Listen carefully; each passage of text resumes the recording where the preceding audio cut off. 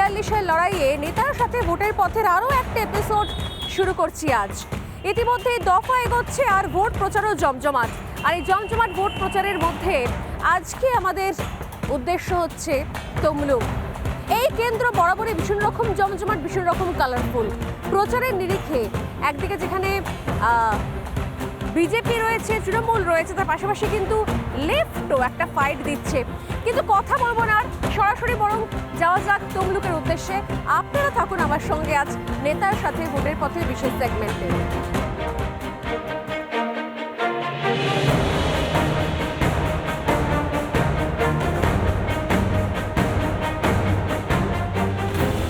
বাম প্রার্থী সায়ন ব্যানার্জি, তিনিও কিন্তু এই লড়াইয়ের ময়দানে রয়েছেন। সেই জায়গা থেকে আমাদের আজকের গন্তব্য তমলুক। যাব আমরা দিনভর বাম প্রার্থীর সঙ্গে থেকে কথা বলে বোঝার চেষ্টা করব যে আসলে ঠিক লড়াইয়ের ময়দানে হাল ফেরাও লাল ফেরাও স্লোগান যতটা মজবুত, সেই জায়গা থেকে লড়াইয়ের ময়দানে সেই চ্যালেঞ্জটা অ্যাকসেপ্ট করে লড়াইয়ে টিকে থাকাটা অতটা মজবুত কিনা, নজর রাখবো সেদিকে।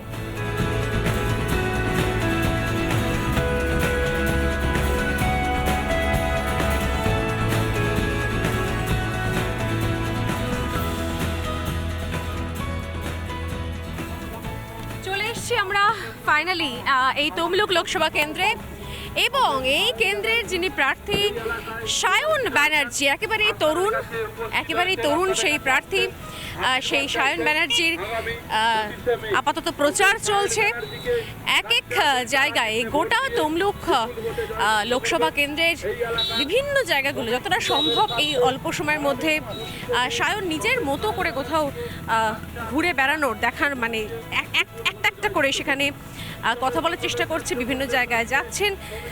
প্রশ্ন হচ্ছে এই সময় দাঁড়িয়ে এই কেন্দ্র, যেটা সত্যি সত্যি খুব চ্যালেঞ্জিং কোথাও বামেদের জন্য, এখানে আদেও লাল রং ফোটানো যায় কিনা, সেই জায়গা থেকে দাঁড়িয়ে কিভাবে কোথাও সায়ন ব্যানার্জি তার প্রচার, তার চ্যালেঞ্জ, তার টার্গেট ঠিক করছে, সেদিকে নজর রাখা যাক।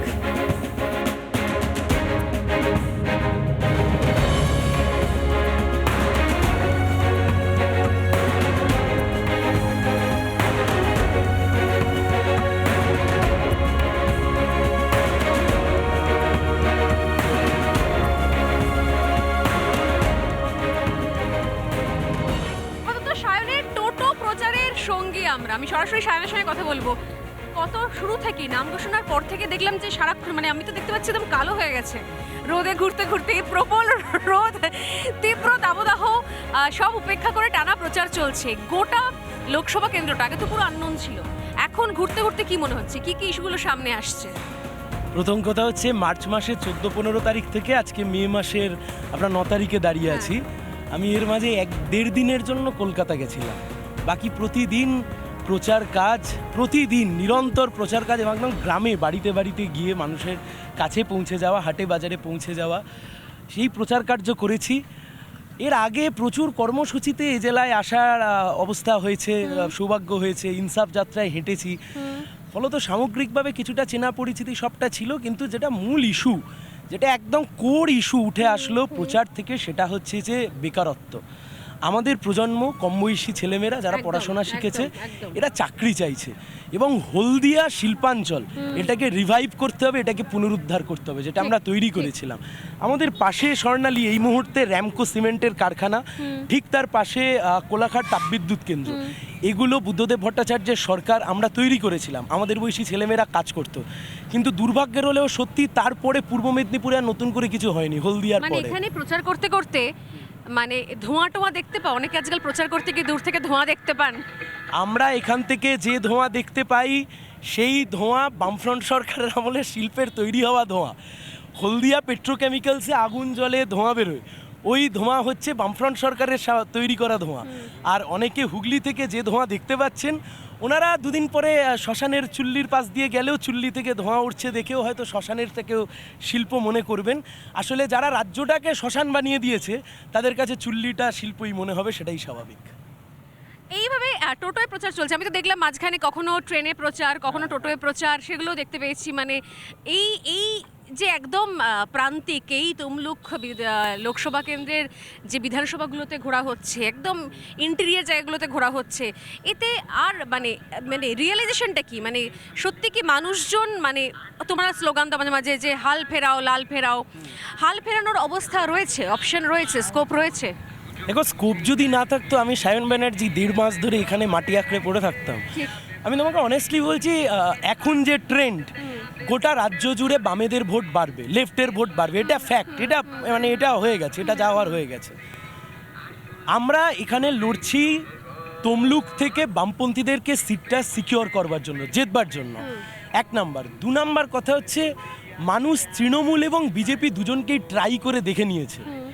আর পূর্ব মেদিনীপুরের মাটি হচ্ছে এই যে বিজেপিতে যাওয়ার যে ট্রেন্ড শুরু হয়েছিল অনেক আগে, পঞ্চায়েতের ভোটের সময়তে 2018 সাল, সেই সময় থেকে এটা চলছিল।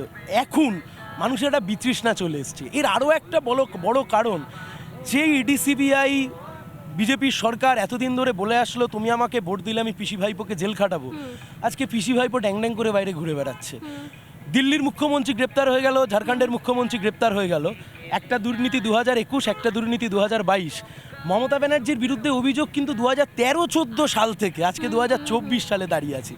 মানুষ খুব বিরক্ত বোধ করছে, তাই জন্য মানুষ একটা বিকল্প রাস্তা বাছছে, এবং যে কারণে আমরা একটা পজিটিভ স্লোগানও দিয়েছি, জিতবে এবার সায়ন, হলদিয়ায় হবে আবার শিল্পায়ন, তমলুক জুড়ে হবে মানুষের আসল উন্নয়ন। কিন্তু অনেকেই বলছেন যে এই জায়গা থেকে দাঁড়িয়ে তমলুক এতটাই শক্ত ঘাঁটি কোথাও আগের তৃণমূলের, মানে স্পেসিফিক্যালি বলতে গেলে কোথাও অধিকারী ফ্যামিলির, আসলে সে তৃণমূল হোক বা বিজেপি হোক, সেই জায়গা থেকে সায়ন তাহলে কি এক্সপেকটেশন রাখে? 2 নম্বর না 3 নম্বর? কারণ লড়াই দেবাংশুও দিচ্ছেন, তিনিও ময়দানে রয়েছেন। দেখুন, সবাই ভোটে দাঁড়িয়েছে তো লড়াই করবার জন্য, সেটাই স্বাভাবিক। কিন্তু আমি ভোটে দাঁড়িয়েছি, আপনি Swarnali, you are quite young journalist, and being an young journalist, এটা আজকে বলতে কোনো অসুবিধা নেই। হয়তো তুমিও তমলুকের হবু সবচেয়েতে ইয়ং এমপির সাথে দাঁড়িয়ে আজকে তুমি ইন্টারভিউ নিচ্ছ। তুমি বলতে পারো you are quite over confident. আমি ওভার কনফিডেন্ট না, এটা বাস্তব, এটা মাটি বলছে। তার একটা বড় কারণ, এই মাটি অনেক জিনিস অধিকারী পরিবারকে দিয়েছে, কালীঘাটের ব্যানার্জি পরিবারকেও দিয়েছে। এই তমলুকের মাটি অধিকারী পরিবারকে বহুত কিছু দিয়েছে, সাংসদ বানিয়েছে, বিরোধী দলনেতা বানিয়েছে, পরিবহন মন্ত্রী বানিয়েছে। এই তমলুকের মাটি কিন্তু কালীঘাটের পরিবারকেও সব কিছু দিয়েছে। কিন্তু তার পরিবর্তে তমলুক কি পেল? 2009 সালে তুমি সম্ভবত সেই সময় জার্নালিজমে ঢুকছো, মানে সেই সময় তুমি শিক্ষা জগতে, আমিও শিক্ষা জগতে। আজকে তুমি জার্নালিস্ট হয়ে গেলে, আমি ভোটে দাঁড়িয়ে গেলাম। নন্দীগ্রামের সেই যে শিলপুতে ছিল 2009 সালে মমতা ব্যানার্জি রেলমন্ত্রী হলেন, মুখ্যমন্ত্রী হলেন, শুভেন্দুবাবু সাংসদ হলেন, পরিবহন মন্ত্রী হলেন, বিরোধী দলনেতা হলেন। ওনার আরেক ভাই দিব্যেন্দুবাবু, তিনি সাংসদ হলেন। ওনাদের পিতা মাননীয় শ্রী শিশির অধিকারী মহাশয়, তিনি সাংসদ হলেন। আজ অবধি নন্দীগ্রামের ট্রেনটা চালাতে পারলো না। এই ব্যর্থতার দায় নিতে হবে না? আমাদের প্রজন্মটা কি চাইছে? একটা কাজ চাইছে। কাজটা কোথায় সোনালি? কাজ চাই, শিল্প চাই, ইন্ডাস্ট্রি চাই, যেগুলো কিছুই হচ্ছে না। এবং এই সময় যখন আমরা প্রচারে রয়েছি, সেই সময় তো আমরা দেখছি যে এতজন বেকারের ভাগ্য ঝুলে রয়েছে। হ্যাঁ, মানে রাজ্য কখনো বলছে স্বস্তি, কখনো অস্বস্তি, কিন্তু আলটিমেটলি যারা চাকরি করছেন, চাকরির তাদের জন্য অস্বস্তি। মুচলেখা দিয়ে সায়ন এই প্রথমবার মুচলেখা দিয়ে শিক্ষক শিক্ষিকারা ক্লাস করতে যাবেন। এর থেকে বড় লজ্জার, মানে আমরাও পড়াশোনা করে এসেছি, আমরা ভাবতেও পারি না কখনো যে আমাদের স্কুলে কোনো টিচার মুচলেখা দিয়ে আসছেন যে তিনি অযোগ্য হলে চার চাকরি চলে যাবে। আমরাই এরমভাবে পড়াশোনা শিখতাম কী করে, আর ক্লাসই বা হতো কী করে? বাট সেটা এখন হচ্ছে এই সময় দাঁড়িয়ে। এখানকার স্কুল, প্রাথমিক স্কুল বা সেই জায়গাগুলোতে দেখেছো, মানে তাদের সরকারি স্কুল, সরকারি পড়াশোনা, সেগুলোর কী অবস্থা? কখনো সেদিকে দেখা হয়েছে? আমি শুনছিলাম তুমি মানে মাধ্যমিক উচ্চ মাধ্যমিকে যারা কৃতি, তাদের সঙ্গে দেখা করার তোমার ইচ্ছে রয়েছে। তো ওভারঅল এই লোকসভায় সরকারি স্কুল, পড়াশুনো, শিক্ষা ব্যবস্থা, সেটার কি অবস্থা তুমি নোটিস করলে কদিন ধরে প্রচার করতে করতে? পূর্ব মেদিনীপুর এডুকেশনের হাব ছিল, শিক্ষার হাব ছিল। এবং আমাদের আমাদের সময় বলা হতো কি মেদিনীপুর থেকে যাবতীয় ট্যালেন্ট আসে, exactly. সবচেয়ে ভালো নাম্বার মেদিনীপুর থেকে আসে। মাধ্যমিকে প্রথম, উচ্চ মাধ্যমিকে প্রথম, আমরা যখন স্কুলে ছিলাম তোমার নিশ্চয়ই মনে রয়েছে, সেই সময়তে প্রথম দ্বিতীয় সব কিন্তু পূর্ব মেদিনীপুর। আজকে পূর্ব মেদিনীপুরের মানে হয়েছে যে পূর্ব মেদিনীপুর আজকে মদ বিক্রিতে প্রথম হচ্ছে, পূর্ব মেদিনীপুর আজকে শিক্ষায় প্রথম হচ্ছে না। নমস্কার। পূর্ব মেদিনীপুর আজকে শিক্ষায় প্রথম হচ্ছে না। কপালটা কত খারাপ, 26,000 শিক্ষার্থী, এই 26,000 শিক্ষক শিক্ষিকা, তাদের ভবিষ্যৎ ঝুলে রইল। প্রথমবারের জন্য সুপ্রিম কোর্টে গিয়ে এসএসসি বলল 7,000 চাকরি অযোগ্যরা। তাহলে এতদিন তো আমরা এই কথাই বলছিলাম, বিকাশ রঞ্জন ভট্টাচার্য এই কথাই বলছিলেন, আপনি তো ডিনাই করছিলেন, আপনি বলছিলেন বিকাশ রঞ্জন ভট্টাচার্য মামলা করে আটকে রেখে দিয়েছে। আজকে তো স্বীকার হয়ে গেল যে না, এই গোটাটাই দুর্নীতি হয়েছে। আমরা যোগ্যদের পাশে, আমরা চাই অযোগ্যদের চাকরি যাক, যোগ্যরা চাকরি পাক।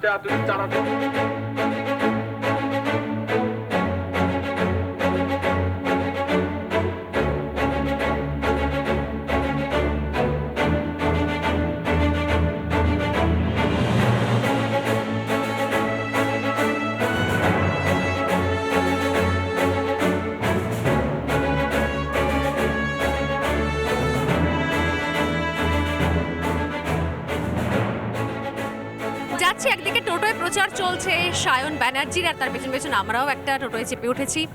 আর যে গ্রামে আরও ভেতরে আরও কোথাও প্রচারের মধ্যে ঢুকছি, এবং এখানে নিঃসন্দেহে অনেকগুলো ইস্যু সামনে আসছে। এই মুহূর্তে আমার সঙ্গে কেটিবিপির পঞ্চায়েত সদস্যা রয়েছেন সায়রা বানু।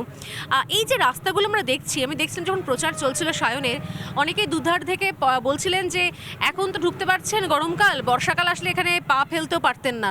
বর্ষায় কি একদম মানে অবস্থা খারাপ হয়ে যায় রাস্তাগুলো? একটু গ্রামের তো মানে নালা টালাগুলো বন্ধ আছে, নালাগুলো যদি পরিষ্কার পরিচ্ছন্ন করা হয় তাহলে জল নিকাশির ব্যবস্থাটা খুব ভালো থাকলে পারে, তাহলে জলটা জমবে না আর কি। জল নিকাশিটা ভালোভাবে করতে হবে। এটা আমরা যদি সায়নদা যদি জিতে যান তাহলে আমরা সেটা চেষ্টা করব এগুলো পরিষ্কার পরিচ্ছন্ন করার, রাস্তাঘাট উন্নতি করার। আর এই যে বিভিন্ন যে প্রকল্প থাকে, এত এই মানে বিভিন্ন রকমের প্রকল্প তো রয়েছে, এই তৃণমূল কংগ্রেস সরকার চালু করেছে, সেই প্রকল্পের আওতায় থেকে কিছু সুবিধে হচ্ছে? আপনি তো নিজেও পঞ্চায়েতে রয়েছেন, কি মনে হয়? আমরা তো সেরকম কোনো সুযোগ সুবিধা পাচ্ছি না। কেন লক্ষ্মীর ভাণ্ডার থেকে শুরু করে বাকি সবুজ এগুলো লক্ষ্মীর বিভিন্ন ভাতা, লক্ষ্মীর ভাণ্ডার সেটা কার থেকে নিচ্ছে? ওটা তো আমাদের থেকেই নিয়ে দিচ্ছে, আমরা সেটা বুঝছি না। ওটা আমাদের কাছ থেকেই নিয়ে দিচ্ছে। যে আমাদের বাড়িতে যে এত বেকার ছেলেমেয়েরা রয়েছে, আমাদের ওই 500,000 টাকায় কি সংসার চলবে? ঠিক ঠিক। আমাদের যদি বেকার যুবকদেরকে যদি কিছু চাকরি দেওয়া হয়, কোনো ইন্ডাস্ট্রি যদি করা হয়, তাহলে অনেক ছেলে মেয়ের সুবিধা হবে, তারা চাকরি বাকরি পাবে। আমাদের 500 টাকা 1000 টাকা নিয়ে আমাদের কিছু চলবে না। এবং যারা গ্রামে রয়েছেন, আমি বাকিও ক্ষেত্রে দেখছিলাম যে তাদের প্রত্যেকেই, এমন নয় যে লক্ষ্মীর ভাণ্ডার অনেকে পাচ্ছেন না, এমন নয়, পাচ্ছেন হয়তো অনেকেই, এখানে আমি কথা বলে দেখলাম, কিন্তু সেক্ষেত্রেও তাদের বক্তব্য একটাই যে 500,000 টাকা আসলে কি হয়। কিন্তু এরপর তো অনেক সময় বলা হচ্ছে ভাতাও বাড়িয়ে দেওয়া হবে। তাহলে ভাতা বাড়িয়ে দিলে যদি 1000টা 2000 টাকা করে দেওয়া হয় তাহলেও কি হবে না, নাকি তার থেকে আপনাদের ডিমান্ড যে চাকরিটা হোক? না, আমাদের 500 টাকা 1000 টাকাতে আমাদের চলবে না। আমরা চাই বেকার যুবক যারা রয়েছে তারা চাকরি বাকরি পাক, এবং আমাদের এলাকায় কলকারখানাগুলো হোক, বেকার শিক্ষিত যুবক যারা রয়েছে তারা চাকরি বাকরি করুক। তাহলে আমরা 500 টাকা কেন, সেখানে যদি আমাদের 15,000 টাকাও যদি বেতনে আমরা চাকরি করতে পারি, তাও আমাদের সংসারটা সচ্ছল থাকবে। খুব সিগনিফিক্যান্ট দাবি একটা। ভাতার থেকে বেশি জরুরি এই মুহূর্তে চাকরি, ইন্ডাস্ট্রি, সেগুলো যদি হয়ে যায় তাহলে এই ভাতা 500 হোক না 1000 হোক না 1500 হোক বা 2000 হোক, সত্যি কিছু যায় আসে না।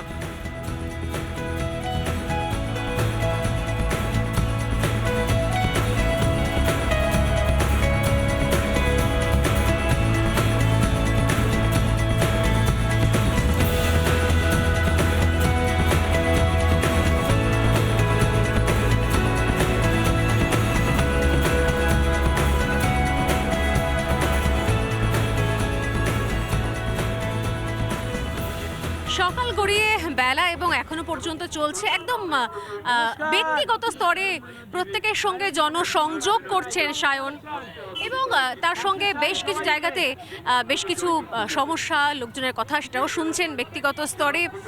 কারণ একদম তরুণ প্রজন্মের প্রতিনিধি তিনি, তো তরুণ প্রজন্মরাও আর একটু বেশি এগিয়ে আসছেন। আমি আবার কথা বলবো সায়নের সঙ্গে।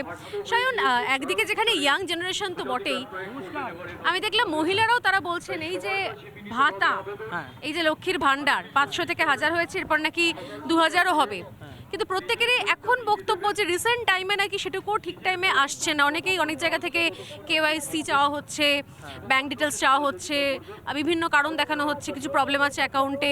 তো এখনই যদি এই অবস্থা, তাহলে এরপর কি হবে? আর এটা তো একমাত্র বিকল্প হতে পারে না, মানে চাকরি বাকরির বিকল্প তো ভাতা হতে পারে না।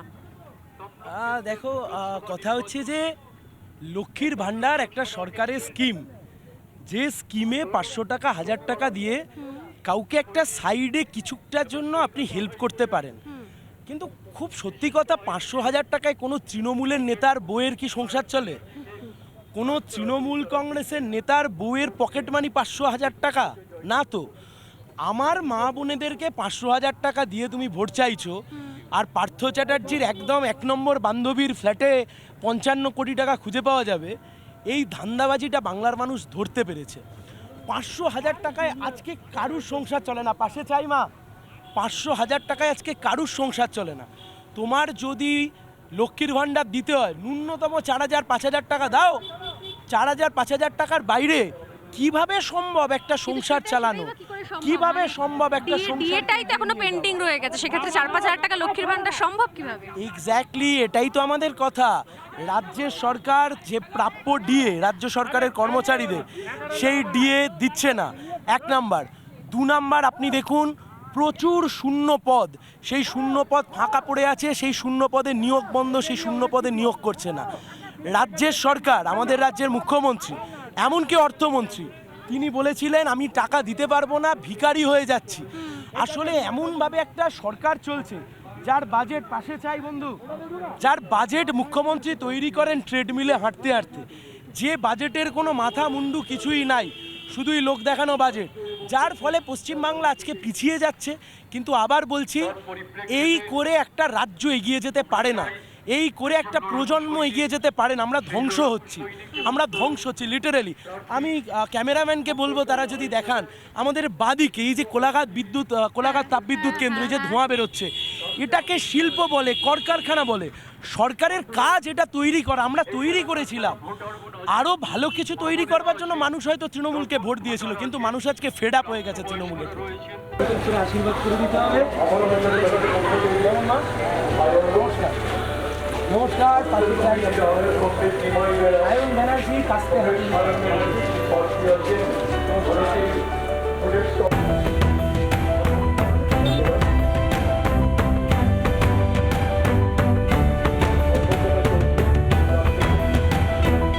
আপনাদের সামনে উপস্থিত হয়েছে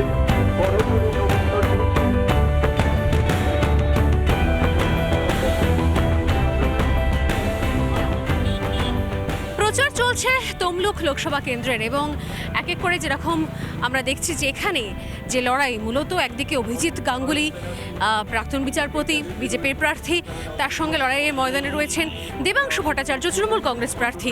কিন্তু এই লড়াইয়ের মধ্যেও কোথাও একটা আলাদা মাত্রা যোগ করতে চাইছেন বাম প্রার্থী, বাম কংগ্রেস প্রার্থী রাদার সায়ন ব্যানার্জি, তরুণ কমরেড, এবং একই সঙ্গে নিজে একজন প্র্যাকটিসরত আইনজীবীও বটে। আর এই মুহূর্তে রূপনারায়ণের পারে দাঁড়িয়ে রয়েছে আমরা। এখানে এসে বারবার করে যে জিনিসটা কোথাও প্রচারের ময়দান থেকে তুলে ধরতে চাইছেন তরুণ বাম প্রার্থী, যে এই কোলাঘাট তাপবিদ্যুৎ কেন্দ্র, এই জায়গাটা কিন্তু এই ইন্ডাস্ট্রি বা এই শিল্পায়ন বামেদের হাত ধরে। এটা ঠিক, যদিও পরবর্তীকালে সেই আমলেও একাধিক কলকারখানা বন্ধ হয়েছে, কিন্তু ফাইনালি ইন্ডাস্ট্রি না হলে, বেকারত্ব না ঘুচলে কখনোই শুধুমাত্র ভাতা দিয়ে একটা প্রজন্মের পর প্রজন্মকে টেনে নিয়ে যাওয়া সম্ভব নয়। এই তত্ত্বটাই কিন্তু সবথেকে বড় হাতিয়ার এই মুহূর্তে বাম প্রার্থী সায়ন ব্যানার্জির। আর এই মুহূর্তে আমরা চলেছি সকাল থেকে মোটামুটি যেভাবে কোথাও বুথ ভিত্তিক একদম জনসংযোগ কোথাও তৈরি করছেন বাম প্রার্থী, ভুললে চলবে না যেটা কিন্তু এক সময়, মানে 2016 পর্যন্ত কিন্তু বামেদের বেশ শক্ত গড় ছিল কিন্তু এই জায়গাটা, এবং এখান থেকে কিন্তু বিধানসভায়, এখান থেকে ইব্রাহিম তিনি জিতেও ছিলেন, কিন্তু তারপর একটু একটু করে ধস নামে। 2021-এ শূন্যের পর্যায়ে পৌঁছে যায় বামেরা, কিন্তু সেই জায়গা থেকে আবারও সেই পুরনো ভোট ব্যাংকে ফিরিয়ে আনা সম্ভব নাকি লড়াইটা সত্যি সত্যি কঠিন, একদমই কঠিন হয়ে যাচ্ছে? কারণ যেখানে দ্বিমুখী লড়াই, অর্থাৎ অভিজিৎ গাঙ্গুলি বনাম দেবাংশু, যদিও সেক্ষেত্রে আমি আবারও বললাম যে তমলুক এই লোকসভা কেন্দ্র অধিকারী পরিবারের যেহেতু এতটাই শক্ত গড়, সেই জায়গায় দাঁড়িয়ে কিন্তু অনেকটাই অ্যাডভান্টেজে এগিয়ে অভিজিৎ গাঙ্গুলি। সেই জায়গা থেকে নিঃসন্দেহে লড়াইয়ের ময়দানে লড়াই দেওয়ার জন্য যেরকম দেবাংশু রয়েছেন, ঠিক সেরকম পিছিয়ে নেই সায়ন ব্যানার্জি।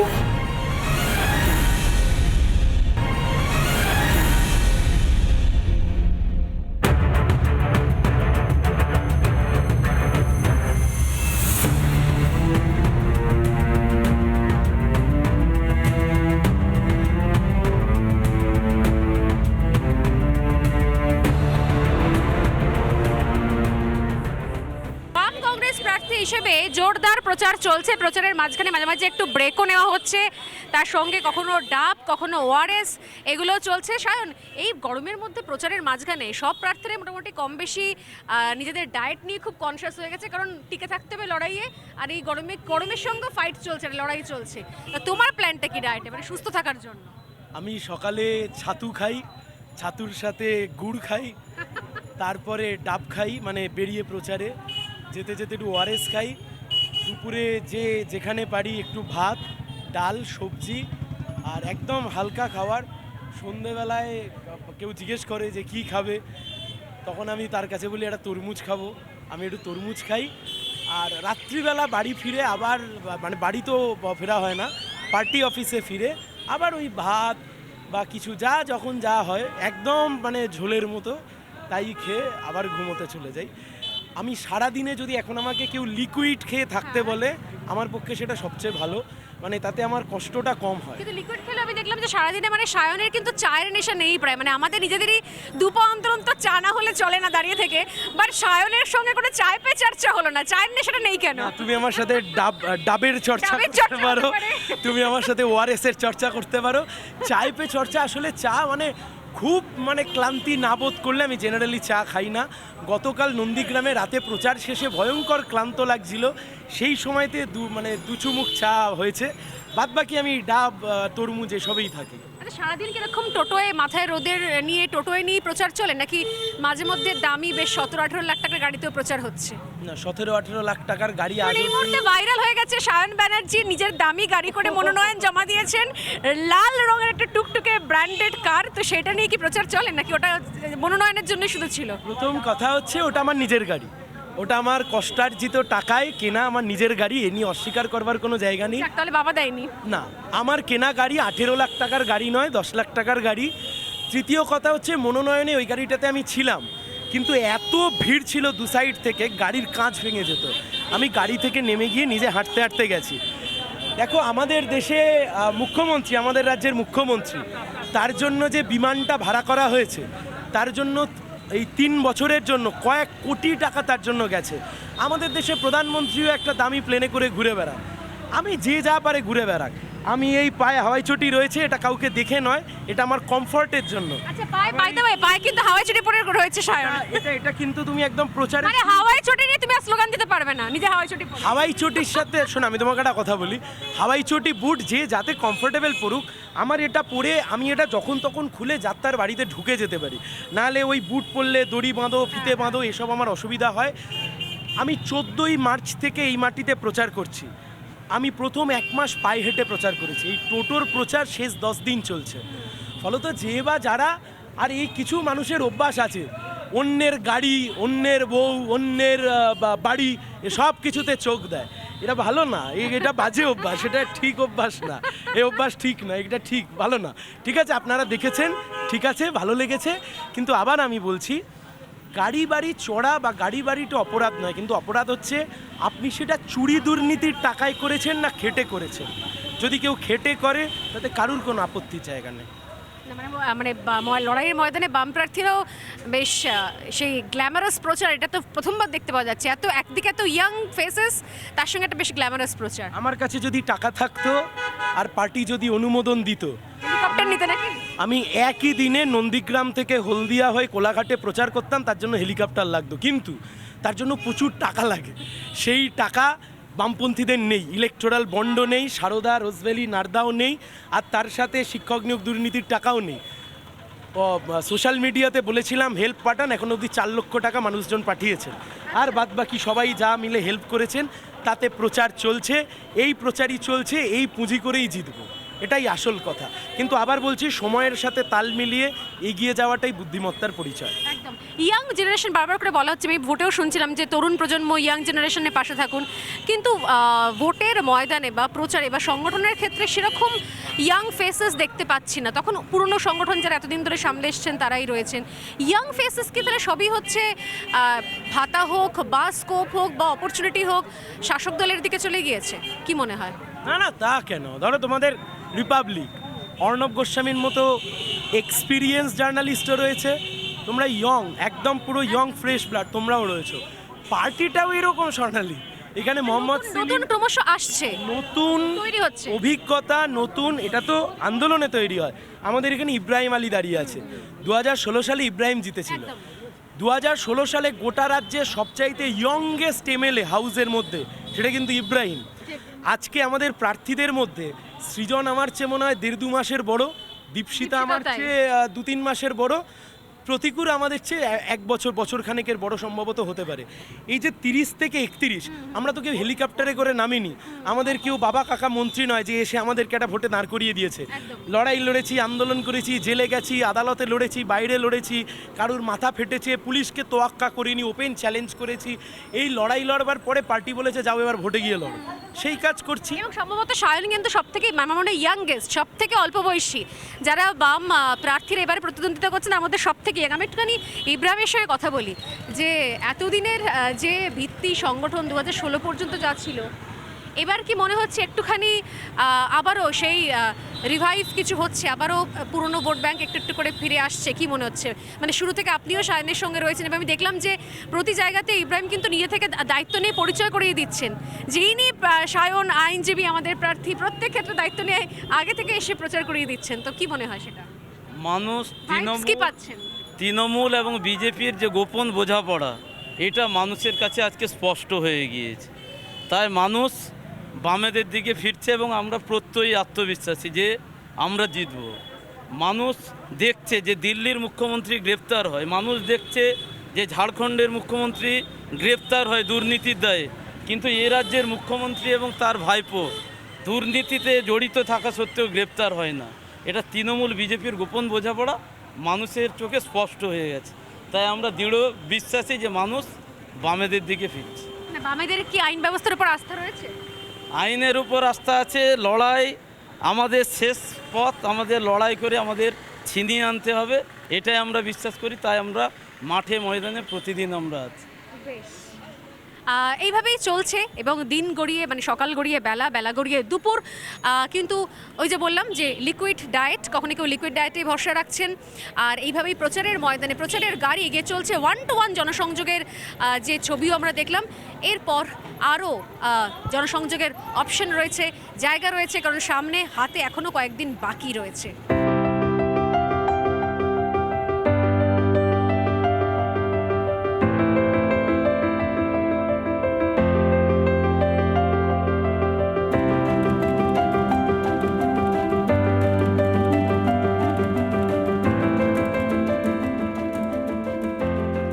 সারাদিন প্রচার শেষে এই মুহূর্তে পূর্ব মেদিনীপুরের জেলা পার্টি অফিসে এসেছেন এখানকার যে প্রার্থী সায়ন ব্যানার্জি। সায়ন, সারাদিন ধরে প্রচার চললো, ফিডব্যাকও এলো, কিন্তু এই মুহূর্তে দাঁড়িয়ে প্রতিপক্ষ আরেকদিকে তুমি নিজেকে কোন জায়গায় ভাবছো যখন প্রচার প্রায় শেষ লগ্নে চলে এসছে? নিজেকে খুব ভালো জায়গায় ভাবছি, তার কারণ এতদিন ধরে যে লড়াই, যে আন্দোলন করেছি, তা তোমরা তো সারা বছর দেখেছো, সারা বছর দেখিয়েছো, বলো তো লড়াইতে তো ছিলাম। আজকে মানুষের কাছে গিয়ে নতুন করে পরিচয় দিতে হচ্ছে না যে আমি কে, আমি কি করেছি। আমি কোনো চোরের হয়ে মাতুব্বরি করি না, আমি কোনো চোরের হয়ে দালালি করি না, কোনো চোরের হয়েই আমাকে কথা বলতে হয় না। ফলত আমাদের লড়াই মূলত রুটি রুজি কর্মসংস্থান তৈরি করতে হবে, আমাদের প্রজন্মটাকে কাজের সুযোগ করে দিতে হবে। হলদিয়া, আমি প্রচারে বেরোনোর পরে হলদিয়ার যে ইস্যু, প্রচার থেকে উঠে এসছে। সেগুলো আমি আরো স্লোগান বেশি করে বানিয়েছি। হ্যাঁ, আমি স্লোগান বানিয়েছি সেটাকে, ওটা কিন্তু আমার স্লোগান নয়, ওটা আমি তৈরি করিনি, ওটা প্রচার থেকে উঠে এসছে। আমি এটা চট করে বানিয়ে দিয়েছি যে জিতবে এবার সায়ন, হলদিয়ায় হবে আবার শিল্পায়ন, তমলুক জুড়ে হবে আসল উন্নয়ন। এর কারণ প্রচারে বেরোনোর পরে মানুষজন তার কথাবার্তায় বেরিয়ে এসছে যে হলদিয়াটাকে কিছু করো, হলদিয়াটা শেষ হয়ে যাচ্ছে, হলদিয়াটাকে বাঁচাও। সামগ্রিকভাবে মানুষ কষ্টে রয়েছে। মানুষ তৃণমূলের বিরুদ্ধে বিজেপিকে বিশ্বাস করেছিল এবং খুব মন থেকে বিশ্বাস করেছিল। মানুষের সেই বিশ্বাস ভেঙেছে। অনেক মানুষ তৃণমূলের বিরুদ্ধেও বিজেপিকে বিশ্বাস করেছিল এবং ভাইস ভার্সা, বিজেপির বিরুদ্ধে তৃণমূল, তৃণমূলের বিরুদ্ধে বিজেপি। না, কিন্তু বিজেপির ওপর বিশ্বাস ভেঙেছে, এটা কি কোন জায়গা থেকে? বিজেপি তো ক্ষমতাতেই আসেনি এই রাজ্যে। আমি রাজ্যের কথা বলছি না, বিজেপি সবচাইতে বড় জায়গায় ক্ষমতায় আছে। মানে সেটা কি তুমি লয়ার হিসেবে তুমি কি বিশ্বাস করো যে সেন্ট্রাল এজেন্সি এগুলো কোনো সরকার দ্বারা, কেন্দ্র হোক বা রাজ্য হোক, নিয়ন্ত্রণ করা সম্ভব? সিআইডি রাজ্যের দ্বারা নিয়ন্ত্রণ করা সম্ভব এবং সিবিআই বা এনআইএ হোক বা ইডি হোক, এগুলো সব কিছু কেন্দ্রের দ্বারা নিয়ন্ত্রণ করা সম্ভব? কারণ রাজ্যের বিজেপি নেতা তারাও তো একই সঙ্গে স্লোগান দিচ্ছে যে পিসি ভাইপো কবে জেলে যাবে, এবং একাধিক সময় আমরা দেখলাম যে বিজেপি নেতারাও বলছেন যে কেন এখনো পর্যন্ত তদন্ত শেষ হচ্ছে না। তো সেক্ষেত্রে এই অ্যাজ আ লয়ার এই কোয়েশ্চেন আমার তোমার কাছে, তোমার কি মনে হয় যে এই জিনিসগুলো, এই এজেন্সিগুলো এবং কোর্ট সর্বোপরি এদেরকে নিয়ন্ত্রণ করা সম্ভব? এবং মমতা ব্যানার্জিও যদি কাল থেকে হঠাৎ করে বলে সিআইডি কেন আমার দলের নেতাকে আগে গ্রেপ্তার করেনি আমি জানি না, আপনি তুমি বিশ্বাস করবে? আমি বিশ্বাস করবো না তো। দেখো, গোটা একটা ইকোসিস্টেম, এই ইকোসিস্টেমটা না হলেই ভালো হতো, কিন্তু খুব দুর্ভাগ্যের হলেও আজকে পলিটিক্যালি বায়াসড এবং পলিটিক্যালি দ্বারা নির্বাচিত হচ্ছে, এটা পলিটিক্যালি পরিচালিত। কোর্ট রয়েছে, তারপরে তো কোর্ট রয়েছে, যেরকম সিবিআই হোক বা যা হোক, সব কোর্টের নির্দেশে আসছে। কোর্ট করতে পারে না।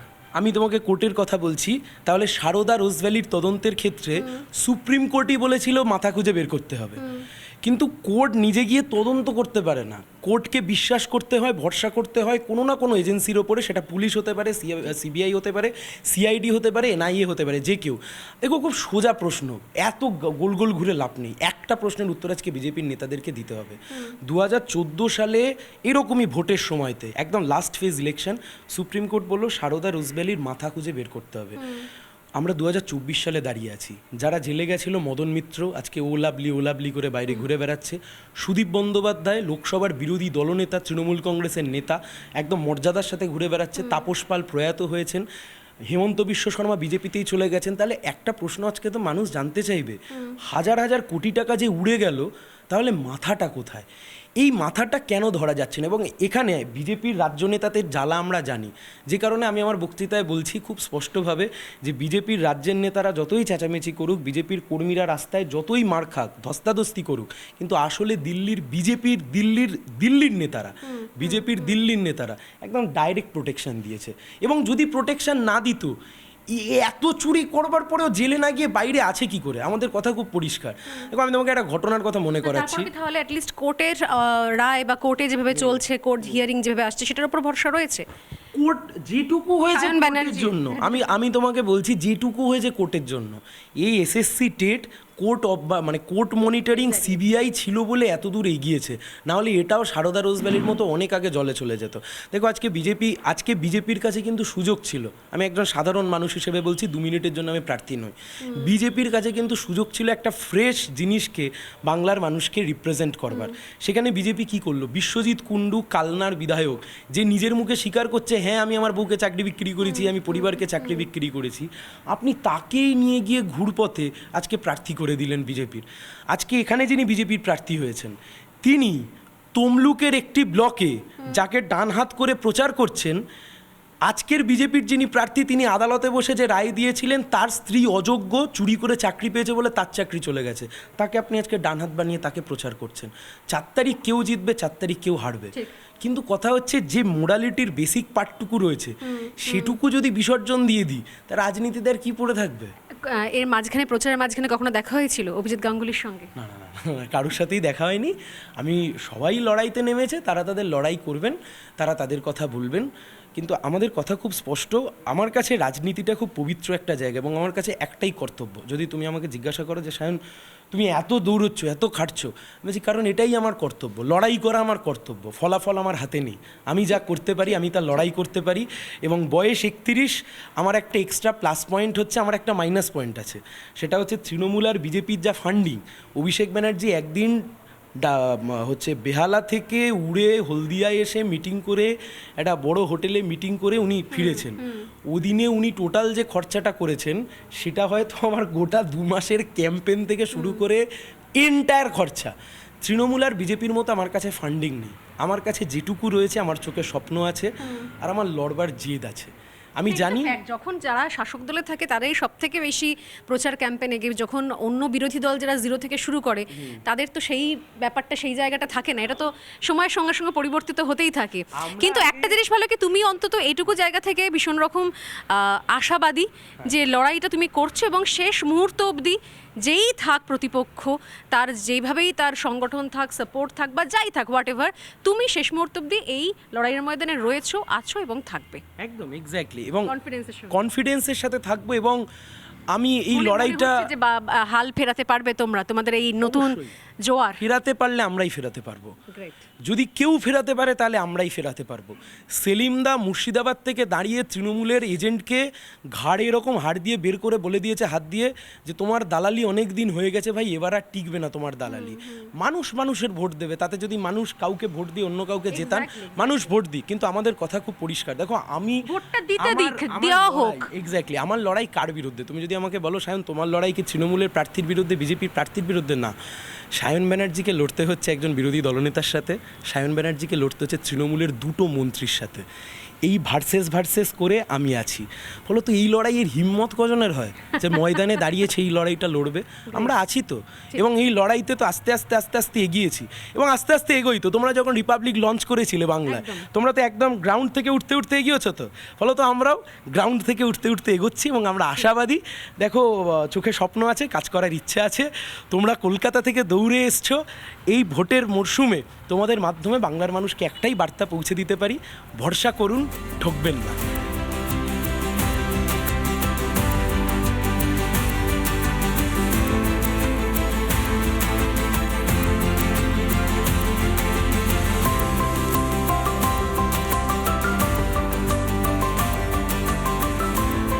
তমলুক লোকসভা কেন্দ্রের প্রচারের মাঝখানে একটুখানি বাম প্রার্থীর সঙ্গে প্রচারের মধ্যে থেকে একটু দেখার চেষ্টা, রিপাবলিক বাংলায় তুলে ধরার চেষ্টা যে প্রচারের ময়দানে লড়াইয়ে সবাই রয়েছে। নিঃসন্দেহে কারুর পাল্লা ভারী, কারুর কম ভারী, কারুর একদম হালকা, কিন্তু লড়াইটা চলছে। আপাতত শান্তিপূর্ণভাবে প্রচারও চলছে। এখন দেখার শেষ বেলায় যে আসলে কে কতটা এই লড়াইয়ে এগিয়ে থাকতে পারে, নজর রাখবো আমরা। তবে আপাতত এই কেন্দ্রের এপিসোড এখানেই শেষ করছি। এরপর আবারও দেখা হবে অন্য কোনো কেন্দ্রে, অন্য কোনো প্রার্থীর সঙ্গে, অন্য রং, অন্য দল, অন্য প্রার্থী। আপনার সঙ্গে থাকুন, দেখতে থাকুন নেতার সাথে ভোটের পথে, শুধুমাত্র রিপাবলিক বাংলায়।